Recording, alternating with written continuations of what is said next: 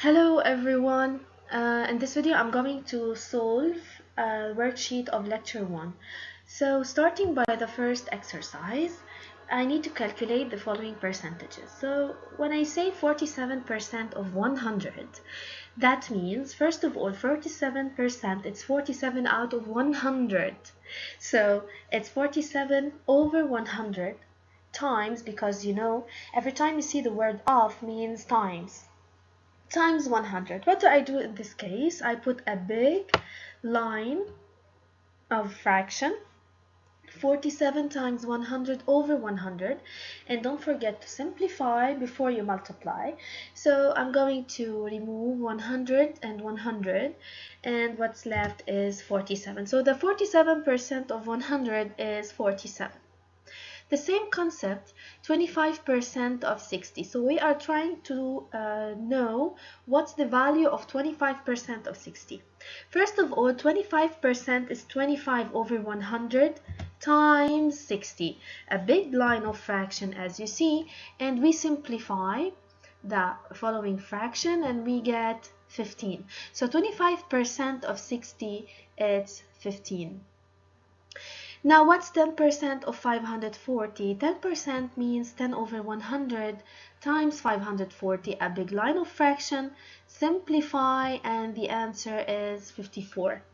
What's 50% of 1000? 50% or half, okay? So 50%, it's 50 over 100 times 1000, a big line of fraction, and it's 500. Now 2% of 80. 2% is 2 over 100 times 80, a big line of fraction. Simplify, and the answer is 1.6.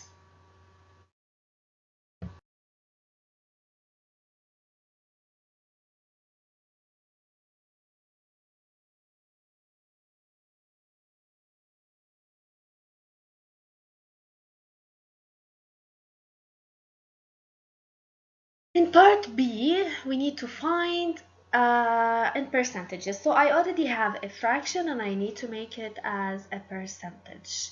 To do this, first of all, you have to change the fraction into another fraction, equivalent fraction to it, that has 100 as a denominator. So you ask yourself, what's the number you multiply it by 4 to get 100? It's 25. So I multiply the whole fraction by 25. So 3 over 4, it's 75%, because 3 times 25 is 25. It's 75. 75 over 100 is 75%. But this is one of those that I told you that you have to do to know them mentally. 3/4, it's 75%. Now, if I have 17 over 20, so I need to change it into a fraction with 100 as a denominator. So what's the number you multiplied by 20 to get 100? It's 5. So I multiply 17 by 5 and 20 by 5. So I got an equivalent fraction, which is 85 over 100. And when I say 85 out of 100, it's 85%. Sorry, it's 85%. Okay? Now the third one, it's over 8, and it's times 125, so you get 625 over 1000, but I need it over 100, so I'm going to divide both terms by 10 in order to get 100 as a denominator. So 625 divided by 10, so you have to move the point one digit to the left, as this one. So it's 62.5, which is 62.5%. Now 27 over 40, I can't make the 40 100, but I can make it 1000 by multiplying by 25. So I have 675 over 1000, but as the previous example, I need the denominator 100. So I should divide by 10 both terms. So the 0 will be crossed out here and the point will be moved backward. So it becomes 67.5 over 100, which is 67.5%.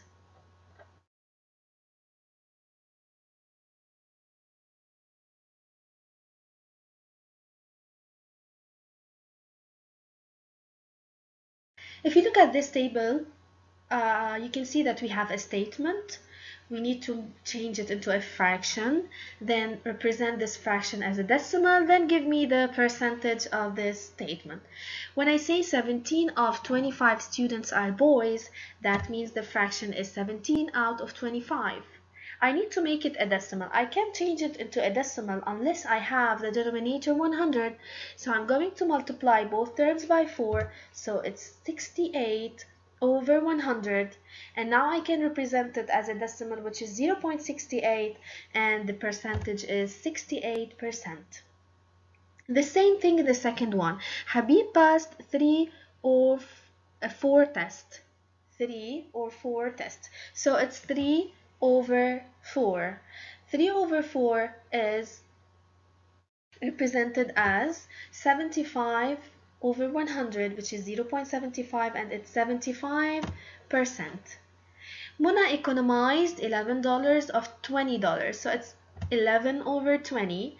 I should change it into 100, so I have to multiply by 5, so it's 55 over 100, which is 0.55, and it's 55%. 623 of 1,000 inhabitants can vote, so 623 over 1,000. To make it as a denominator of 100, I should divide both terms by 100, so the 0 will be crossed out and the point will be moved backward, so it's 62.3 over 100, which is 0.623, and it's 62.3%.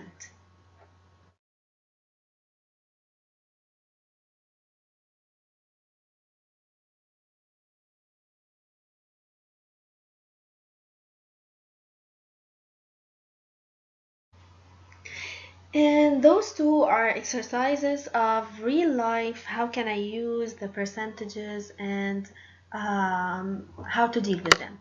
They told us that Amani has $175, but she spent 20% of her money. We need to calculate the remaining sum.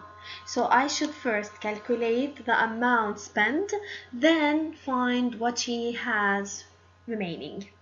So first of all, in order to know how much did she spend, I need to calculate 20% of 175, or in another word, 20% of 175 equals 20 times 175 over 100. I simplify, then the final answer is $35. But you have to keep in mind that this $35 is the amount spent. How much did she pay? Okay, but now I need to find how much she has left in her pocket. So I need to do 175 minus 35, it's $140. Okay? The same thing in the second exercise. The initial price of a shirt is $30. What will its price be during the sold of 25%? So you see this a lot in shops. When you go shopping, you see that there's a sold of 25% or discount or 25%. So suppose that there's a shirt that costs $30. How much would you pay now after the discount? So first of all, you should find the amount of the sale, the amount of the discount. So I should calculate 25% of the 30. So 25% of the 30 is $7.5. This is the amount that you are not going to pay. So you should calculate the amount that you should pay. How? By subtracting it from 30, so it's $22.5. So the amount you are going to pay, or the new price of the shirt, is $22.5, where the discounted amount is $7.5.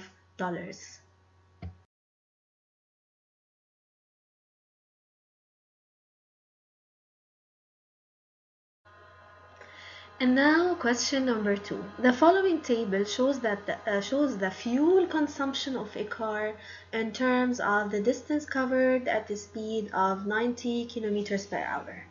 So they are asking us, is the number of liters consumed proportional to the distance covered?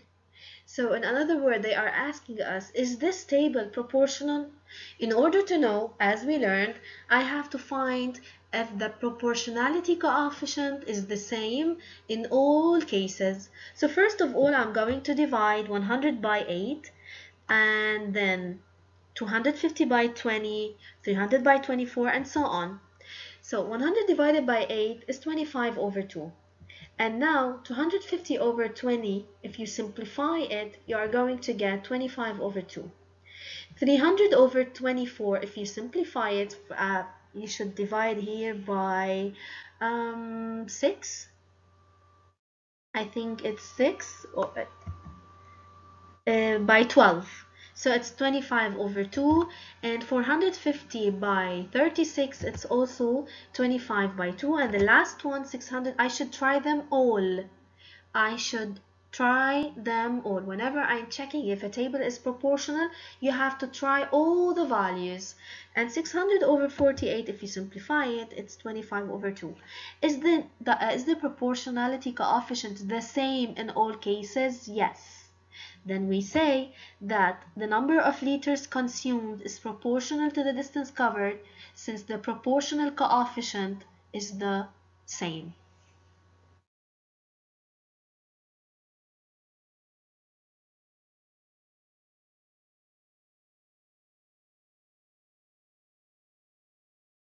And here we come to the most important question in the whole worksheet, where you have to calculate the fourth proportion, or in another word, we already given that this table is proportional and you have to find the missing number, as I learned you. Okay, as I explained for you, you have to multiply those that are facing each other and then divide it by the number aside, which is 300. So this is the fraction 100 times 21 over 300. So you have to simplify. So as you see, we cross out zeros here, and 21 over 3 is 7. So the number is 7. Okay. The same thing in number 2, I should multiply those that are facing each other divided by 56. So it's 700 times 24 over 56. Here I'm going to divide by 7, and here I'm going to divide by 8. So the answer is 300. So the number is 300. Now the same thing in the last one, we need to multiply those that are facing each other divided by the number standing alone. So it's 8.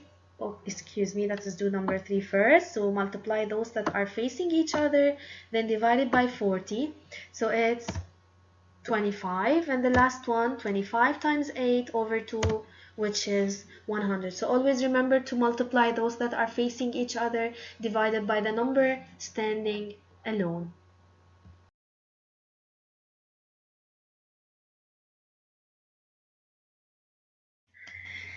Question number 3, on a squared paper, draw a square of side 10 squares. So I'm going to draw a square that has a side 10.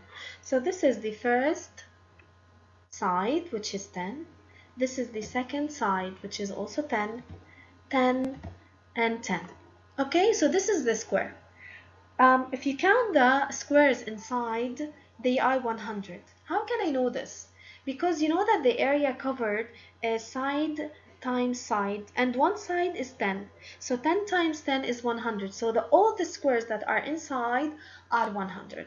We are asked to color 18% of the area of the square in red. What's the meaning of 18%? So it's 18 out of 100. So I should color 18 boxes inside, because all the boxes inside, as I told you, are 100.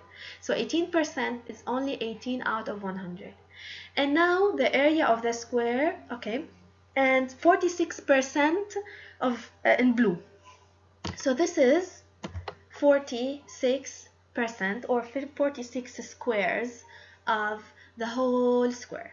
And now the question is what's the percentage of the area that's not colored? So you can do two things. Either you count the number of boxes that are not colored, or you subtract 100 minus 18 minus 46, as you see, and it's 36%.